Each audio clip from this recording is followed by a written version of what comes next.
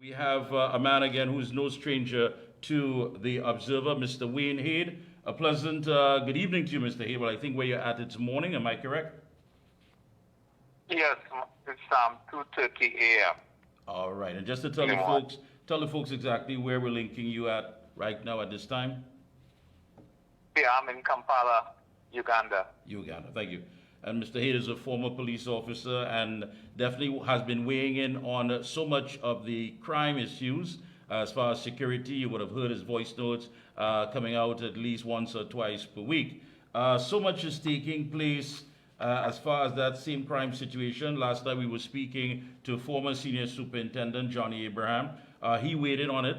He spoke about the fact that many of the members of the TTPS, Mr. Hayde, is totally demoralized. Back pay that was promised to them. Some of the officers feel as though they're not being taken seriously. And when you look at it from that perspective, what does that leave for us as citizens? I mean, the motto of the police service is protect and serve. And of course, the main objective is for the security of the people of this country. Taking all of that into consideration, how do we deal with it? You mean with crime? Well, on the Or issue, the fact that members of the with the- TTPS that are demoralized and saying, listen, we are not getting what we're asking for. We settled for 4%, and even that we're not getting it. And Mr. Abraham was saying that would have caused some problems with officers just working hard enough to do their job, but not committed enough to try to at least put a dent in the situation. Well, from my own experience in the police service, issues relating to back pay, salary, and other issues have always been there. And from time to time, actions or non-actions by the government could be seen by some officers as demoralizing to them. But I would not make a blanket statement that it demoralizes the police service, the TTPS. Definitely it would have an impact on some people, and maybe some of the people who were leaders in the service. That is a different question. I served as president of the Police Association. I can tell you that in terms of addressing police needs, whether it's financial, whether it's resources or other issues relating to the things that required to make police officers feel well while they work well, should be addressed by the association. Because as the main representative of the police officers, especially now the association represents both divisions of the service. If you recall, in my time, there were two associations until we decided to address it to make it one. Yeah. So the question of demoralization will come up from time to time. I wouldn't want to jump in and say that it demoralizes the police service. Let's say that it would have an impact on some officers in terms of doing their job. Yeah. Mr. Abraham said last night that, based on his years of experience, and looking at home invasions now, from what's taking place with so many of these home invasions, people are simply just having their life snuffed out.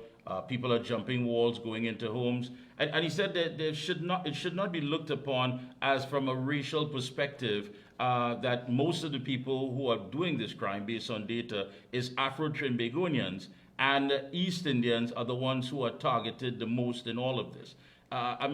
Looking at it from that point, there are folks who would want to take that and try to get some sort of traction that will lead to basically dividing us as a people rather than facing the facts of the social ills that we need to deal with to prevent these young people from being steered into that life of crime. Right. Well, if you recall, I have been predicting that there will be an increase in home invasions because as targets become harder on the streets, the criminals will try to get softer targets, and people in their homes are in fact liable to face the brunt of those types of activities. Now, the question of who is committing the crime is one that could only be determined by empirical evidence.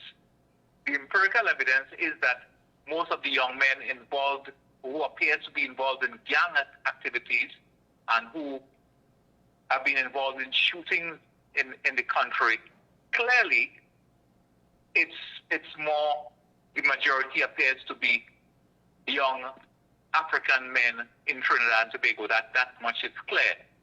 With respect to home invasions, I'm not sure we have sufficient data to say conclusively that is the case, but the evidence surely appears to be leaning in the direction of this young African men. The same ones who are part of gangs and involved in gang activities are the ones who are committing these types of crimes. And it's not so much targeting people based on race. It is basically targeting people based on security or lack thereof. You go for a softer target if you believe they have resources that you can rob them off, or they live in places that it is easier to commit crimes and escape. So it is not a question of race, but people will make it that, because any target that is available, I think that these young men will go for it because they have no conscience and they have no soul. Yeah. Last night at conversations with the Prime Minister in South Trinidad, he mentioned about the anti-crime talks with the opposition, saying that there seemed to have been an issue that he himself would not have been present for the talks. Here it is, the UNC is having their own platform for the public. I mean, is there too much politics being played out for something that is so important when it comes to the security of the citizens? And when this happens, what do you believe the outcome is going to be? Yes, too much politics is being played, and that politics affects progress in terms of the two major parties in the country getting together in a time of trial and tribulation and trying to resolve the problem. You remember I did a voice note on this some time ago, and I felt that there was never any good faith in the opposition asking for the meeting when you place condition that would make it difficult or impossible for the Prime Minister to be present. When you put someone like Gary Griffith within that group who has a history of verbally insulting and making derogatory statements about the Prime Minister. And at the same time, the government on its own part made a condition that they would have a majority on the group that is going to be met. And I felt that if they were really serious about having the discussions on crime in the country, everyone would make concessions that would assist the parties to go ahead. And if you see what happened subsequently, the same Gary Griffith that they were insisting on being part of that process, and I agreed with the Prime Minister in saying I would not sit across the table with Gary Griffith after the recent history involving of the parties. Now that same person appears to be vacillating towards supporting or not supporting the leader of the opposition or the opposition as a whole, making comments that could be deemed as being negative and adverse to certain key persons within the opposition. All right. So it is clear that should have been handled differently by both sides. Yeah, and that affects the people in the country. But what do you say to people who weigh in on this and make pronouncements such as, listen, this has to do with the fact of crime. I mean, so far for the year already, the murder toll is 98. And we look at the numbers keep going up year after year. Of course, there may be a decrease at some period in time. But this is a critical point that we are as a country. And one would think that personalities and how people may feel about each other, or the fact of your political affiliation, that in itself would be circumvented and get to the core issue of putting some policies in place to protect the citizens. Just yesterday on Charlotte Street, brazen murder, broad daylight. And so one would think that the Prime Minister, regardless, is anybody too big not to sit down and have a discussion in the interest of the people of Trinidad and Tobago? Yeah, look, we'd all like to think that everyone can put aside issues. If people are saying things about you and not addressing the issue itself, but making it personal to such an extent, then you reserve the right not to appear in that person's presence, to give them an opportunity to use it as another way to try to embarrass you. That is wrong, and that should have been recognized by the opposition leader in the first place. Gary Griffith is not crucial to those talks. In my opinion, the persons who are crucial is the leadership in both the opposition and in the government. And they're the ones who have to find a way to discuss it. But I never felt it was intended to have that agreement across the board. It was to play politics so that one person and one group can go up on one side and the other one goes up on the other side and make their case to their own constituencies. And that is unfortunate in light of the crime situation. Let's not forget, this is not about politics here. This is about young men and increasingly women engaged in criminal activities in the country, mainly with the use of guns, firearms. And we have not done anything to address that, but I'm failing to recognize that nothing will work once the guns continue to flow and once young men can be caught in possession of firearms, for example, and millions of dollars worth of marijuana and be fined $10,000 in court, whereas people charged with petty crimes will get penalties equal in that. Something has to be wrong with our judicial system and our system of laws, where we equate gun possession and gun crimes the same way as we do with other petty crimes. That is a serious problem there. Yeah. What do you say, and I want to ask you, what do you say, I meant to ask you that for some time, because a lot of people have been questioning this when you send out your voice notes. They're saying, Mr. Wayne, if you think that what's happening here is something that you can deal with, do you need to be functioning in the capacity as far as a public office to come and make a difference? And basically meaning that you're staying in your comfort zone and not coming here on the front line to deal with it. What do you say to people when they make such pronouncements?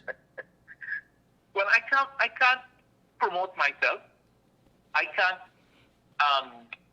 give myself a job or a role. That is for those who hold power to do so. If you recall, I did apply for Commissioner of Police more than once and was not given the opportunity. In one case, they removed me arbitrarily from the merit list in order to avoid me getting an opportunity to be voted on in Parliament. And they did it on the basis of my age, at the same age at which they are now appointing the last two commissioners, who are all around the same age. So therefore, it means that even if I'm in the country physically, and I'm prepared to be there if given a role to play in terms of addressing discipline in the police service, for example, or ill discipline, or in terms of addressing strategies to deal with criminal activities related to firearms. I do not think that I am better equipped than some of the senior officers in the service in terms of knowledge, experience, and qualifications to address crime generally. But they cannot talk the things I can because they are within an administrative and bureaucratic structure Right. that prevents them from having the free way that I can to say what I want about these things that really is the advantage. So yes, if someone wants to offer me a role that I can play in terms of addressing it, I will certainly take it up. And I can tell you again, my focus will be on guns. Yeah. Whether it is illegal guns that are flooding the country and mandatory sentences and a mandatory way of dealing with these criminals, that is my view about how to address it. Everything else, as far as I'm concerned, will be spinning top in mud. Yeah. As long as the guns are on the street. Okay. I want to thank you so much. Again, get some rest. Thank you so much for always making yourself available to the people of Trinidad and Tobago right here via the Observer. Again, I look forward to speaking to you very, very, very soon because we have a lot to discuss on this issue.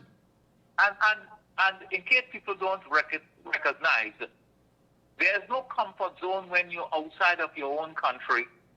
There's crime here too, and in other places, and there are risks that I face that some of them have never faced in their entire lives. So it's really disingenuous and an attempt by some people to disregard what you say if you have a voice. Yeah, because you would step on some toes, and some people are very sensitive when it comes to many of these issues. But again, keep up the good work. What I want to do is we have to step on the necks of the criminals. I agree. And rather we fighting amongst ourselves, commentators and others about our own country. All right. We are making enemies of the wrong things and Thanks wrong a lot. people. Our time is up. Thank you so much again, Mr. Hayde, and best of luck to you and your entire team. Thank you. Thank you very much, All right. sir.